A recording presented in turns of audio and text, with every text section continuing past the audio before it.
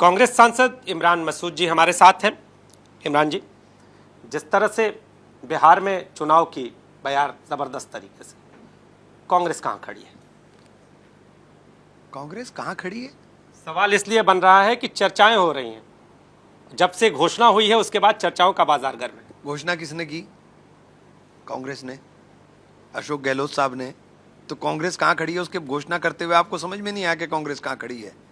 जी, घोषणा कौन करता है?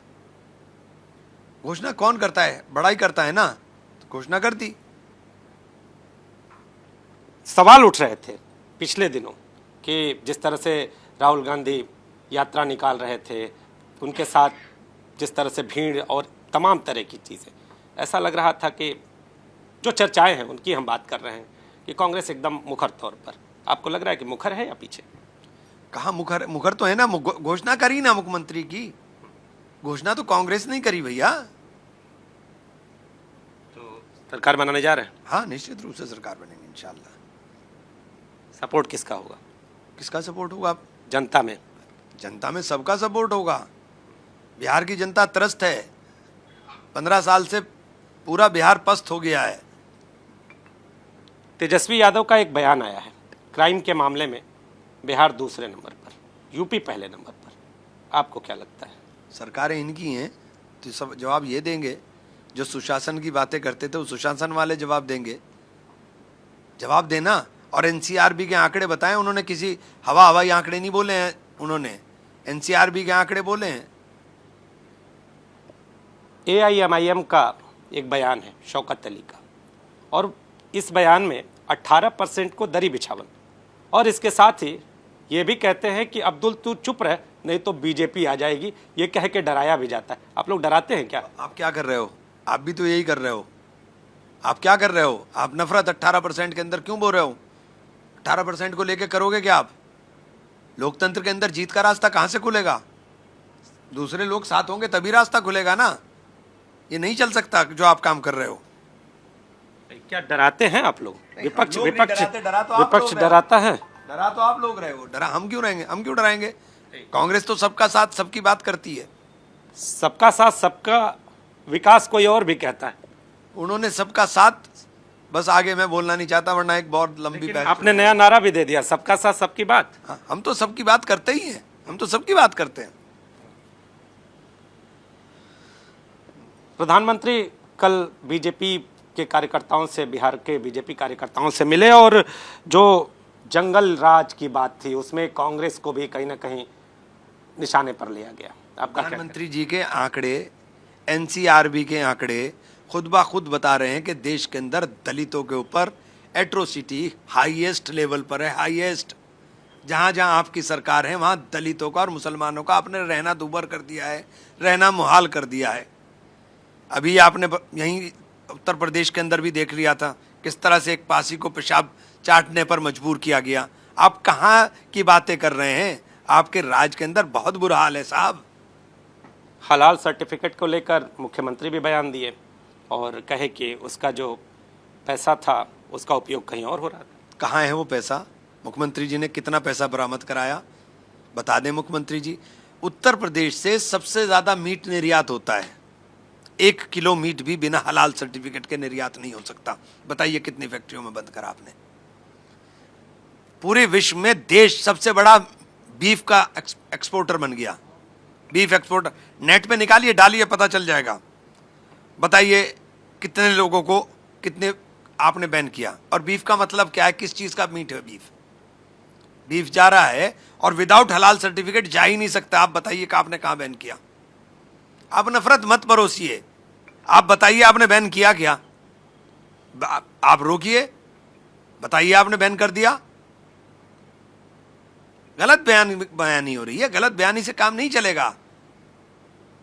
बड़ी चर्चा है हमास की तुलना भगत सिंह से। कभी भी नहीं हो सकती। किसी की तुलना किसी से नहीं हो सकती। शहीद आजम भगत सिंह की तुलना किसी के साथ हो सकती है? नहीं हो सकती। किसी के साथ भी नहीं हो सकती। जिस तरह से चूंकि जो बयान सामने है उसमें कुछ न कुछ ऐसा दिखा, तो क्या आपको भगत सिंह ही सामने नजर आए? जो क्रांतिकारी नेता कहा जाता है कि जो भगत सिंह भगत सिंह अपनी जगह, हमास अपनी जगह, आखिर आपके मन में क्या आया भगत सिंह? देखिए, जो मुक्ति आंदोलन अपनी जमीनों के लिए जो आंदोलन है उनकी चर्चा में नेल्सन मंडेला ने क्या किया? जब अफ्रीका की लड़ाई हुई तो नेल्सन मंडेला ने क्या किया? जिंदगी जेलों में गुजारी उन्होंने। उन्हें क्या नहीं कहा गया? कभी आतंकवादी कहा गया, कभी कुछ कहा गया, विद्रोही कहा गया, क्या नहीं कहा गया?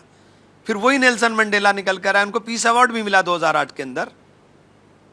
शेख मुजीबुर रहमान, ये मैं आंदोलन की बात कर रहा हूं। अलग अलग जगह के अलग अलग लोगों के आंदोलन के अलग अलग तरीके हुए, मैं वो बात कर रहा हूं। तो हमास का जो तरीका है वो ठीक है आपके हिसाब से? फिलिस्तीन की है बात, हमास की नहीं है बात, फिलिस्तीन की है। फिलिस्तीन में जो लड़ाई हो रही है वो लड़ाई किस बात के लिए? लड़ाई अपनी जमीन के लिए है ना। जो इजराइल ने उनकी जमीन के ऊपर जबरदस्ती कब्जा कर लिया, उसकी लड़ाई है। अभी इमरान साहब, चूंकि आपने बोला ना कि नेल्सन मंडेला को जिस तरह से बाद में पुरस्कार भी मिला, जो भी थी चीज़ें, आपने उनकी भी अगर बात कही, तो क्या हमास को जिस तरह से आतंकी संगठन कहीं ना कहीं चर्चाओं में होता है कि कहा जाता है कि जिस तरह की बर्बरता सामने आई, तो क्या आने वाले दिनों में फिर से यही चीज 1 लाख लोग मारे गए फिलिस्तीन में, 1 लाख लोग मारे गए फिलिस्तीन के अंदर। बच्चे बम मार मार करके बच्चे मार दिए, छोटे छोटे भूखे तड़पा तड़पा करके मार दिए। आप उसकी बात नहीं कर रहे हो, आप इधर की बातें करने लग गए। आप ही उसकी बात कर रहे हैं। हाँ, मैं बता रहा हूं ना। आप बात कर रहे हैं, तो यही मैं पूछना चाह रहा था कि कहीं ना कहीं सिंपैथी है क्या 100% हमास को लेकर? नहीं, फिलिस्तीन को लेकर के हमारी सिंपैथी फिलिस्तीन के साथ है। और सिंपैथी नहीं है, हमारा स्टैंड फिलिस्तीन के साथ है। और मेरा स्टैंड नहीं है, गवर्नमेंट ऑफ इंडिया का स्टैंड है। गवर्नमेंट ऑफ इंडिया का स्टैंड है फिलिस्तीन के साथ। यूनाइटेड नेशन के अंदर हमने फिलिस्तीन को सपोर्ट किया। जो आतंकवाद की सूची है, भारत के आतंकवादी संगठनों की सूची है, उसमें हमास का नाम है क्या?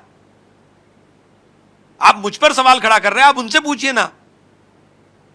हमने फिलिस्तीन ने, बताइए कि फिलिस्तीन को हमने सपोर्ट किया कि नहीं किया? आपके चिंटू यहां नफरत फैलाना शुरू कर देते हैं, उनको भी समझा दीजिए कि ये कूटनीतिक रूप से देश की विदेश नीति है, उसका तकाजा है कि हम फिलिस्तीन के साथ हैं। 1978 में as an foreign minister Atal Bihari Vajpayee ji का भाषण सुन लीजिए फिलिस्तीन के बारे में क्या है। शहीद आजम को लेकर कहा क्या आपने? मैंने एक बार बता दीजिए। नहीं, कुछ नहीं। शहीद आजम भगत सिंह की तुलना किसी के साथ नहीं हो सकती, किसी के साथ भी नहीं हो सकती।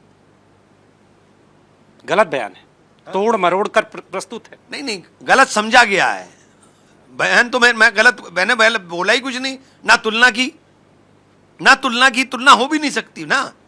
देखिए, तुलना हो भी नहीं सकती। शहीद आजम भगत सिंह जी की, सुभाष चंद्र बोस जी की भी तुलना नहीं हो सकती। तुलनात्मक कैसे कर सकते हैं? हर आदमी का व्यक्तित्व अलग, उनका तरीका अलग। कैमरामैन फैजल पठान के साथ नीतीश कुमार पांडे, एबीपी न्यूज, लखनऊ।